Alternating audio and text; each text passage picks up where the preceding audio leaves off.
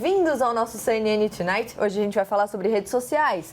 A gente está acostumado, claro, a compartilhar foto, vídeo na internet. Nem faz tanto tempo assim que tinha aquela moda de publicar textão.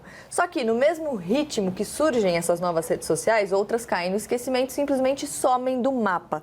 Você sabe qual é a rede que está todo mundo falando agora? O Clubhouse, uma rede social, como a gente falou aqui, só de áudio, surfa na onda dos podcasts. Agora, por que tem esses aplicativos que ficam famosos do dia para a noite?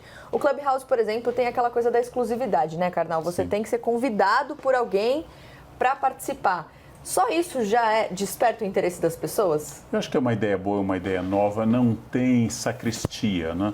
Não tem aquele lugar que as pessoas ficam debatendo, mandando mensagens secretamente. Tudo é dito na hora e não fica gravado. E quando você está com o seu celular na mão, você fica pensando, será que alguém está conversando algo interessante e eu estou perdendo? Então tem um apelo que vai se ampliar bastante, tem crescido muito. Nós estamos com carência de emitir opinião e de ouvir opinião qualificada. Algumas pessoas entenderam essa demanda e estão propondo isso. E o Clubhouse, ele viralizou depois que o Elon Musk, que é o dono da Tesla, ele fez uma entrevista pelo Clubhouse ali, essa coisa da exclusividade. A gente vê muitas figuras públicas participando de redes sociais e entrando em contato com os fãs, né? Então, essa aproximação também é um fator que desperta interesse, Gabi? Olha, eu não sei se eu veria o Clubhouse como uma rede de aproximação, justamente por esse critério de exclusividade que você disse. Ele é exclusivo é porque ele não inclui um grande número de pessoas. E aí a gente pensa no Brasil, por exemplo, o número de usuários de Android supera o número de usuários de Apple. Então, são muito mais pessoas excluídas de debates do que incluídas no debate. Se a gente fala de debates importantes, a gente precisa problematizar essa questão. Então, se a gente está desenvolvendo conversas que a gente considera relevantes, faz sentido a gente desenvolver essas conversas numa plataforma que não permite que grande parte das pessoas participe da discussão? Eu não acho. E tem outras redes sociais, né, que são para todo mundo, que as pessoas conseguem também gerar conversa. Agora a gente viu, por exemplo, Rita, há muito tempo atrás, o fim do Orkut, né? Foi o fim de uma era. Quanto tempo demora, em média, para uma rede social desaparecer? Não tem, né, um tempo exato, mas elas podem desaparecer.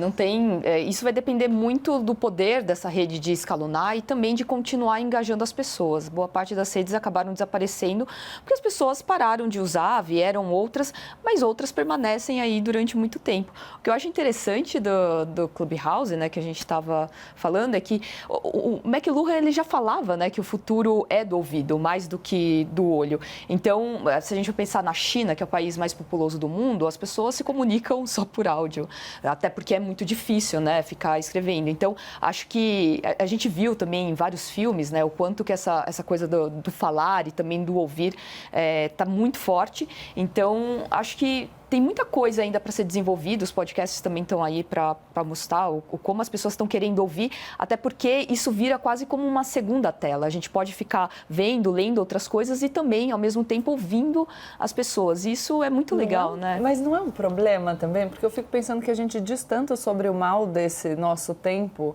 que é a questão da falta de foco. Então, a Mari começou o programa falando dos textões do Orkut. Mesmo isso a gente pode questionar, né? Será que era mesmo um textão? Um textão é um livro de 1000 páginas, não um depoimento no Orkut. Já era um pequeno texto, um textinho. Mas a gente hoje, na época de Twitter, vê aquilo como textão. E, de repente, a gente está falando de uma rede social só de áudio. E aí eu pensei, não tinha falado disso antes, mas além da questão dos usuários de determinados tipos de sistema operacional, tem a questão dos deficientes auditivos. Então, a gente tem o Instagram, por exemplo, dando funcionalidades como legenda automática. Eu recentemente usei num vídeo que eu fiz no Instagram. E aí eu tenho leitura labial. Isso eu não tenho num aplicativo só de áudio. Já podemos pensar. E aí, de repente, a gente vai olhar para uma coisa e fazer outra coisa enquanto a gente ouve um áudio. É claro que isso pode ser uma alternativa, mas se a gente normalizar como o esperado em todos os momentos, será que a gente não vai cair naquela cilada da falta de foco, de se concentrar numa atividade de uma vez? Não sei como o Karnal, que corre ouvindo áudio, nem e lendo um livro, e fazendo tudo ao mesmo tempo. Gosto muito de audiobooks, faço isso, fiz hoje pela manhã, inclusive, gostei muito, mas é que a Gabriela tem muita razão no plano da política ideal, né? Na ideal política, como a gente chama em política. Qual é a real política? Se exclui a maior parte da população, é bom porque essa é a leitura tradicional do mercado, né? Venha para uma praia que ninguém tem acesso, a não ser que chegue de iate e desça na praia via mar, né? Venha para um hotel que é inacessível para a maioria. Quanto mais exclusivo, mais atrai as pessoas que querem ter uma opinião que não seja a opinião de muita gente. Então, eu quero o Elon Musk falando comigo. Eu não quero 100 mil pessoas falando comigo. Eu quero quem faz poder político, quem dirige, quem é influencer. Então, você tem razão do ponto de vista político e sociológico, mas é exatamente esse defeito que vai fazer alguém buscar essa rede. É mais uma rede. E por isso que isso me preocupa, na verdade, porque é esse defeito de exclusão de uma grande parte das pessoas que tem impacto, inclusive, se a gente pensar nas empresas, né? Porque quando eu digo que o poder só se manifesta em algo que se desenvolve em determinado sistema operacional, também estou determinando onde que o poder fica, nas mãos de quem. Sim. Só uma coisa, ele ainda está, né, fase beta, então ele vai Pode abrir até como... abrir. Sim. Até porque se ficar com essa exclusividade, a rede ela vai acabar morrendo, né? Porque tem toda essa questão de natural das redes escalonar. sociais. A gente já viu isso acontecer em Facebook outros, era né? No Fotolog, com gente. Mas o Facebook começou com convite, não era? O Facebook? Eu acho que sim, eu acho que era também só para quem era convidado. Eu não era nascido, eu lembro muito vagamente. Mas acho que no momento que a gente está de quarentena e que as pessoas perderam um pouco essa coisa da conversa informal, acho que por isso que acabou também ajudando, né, no sucesso dessa rede.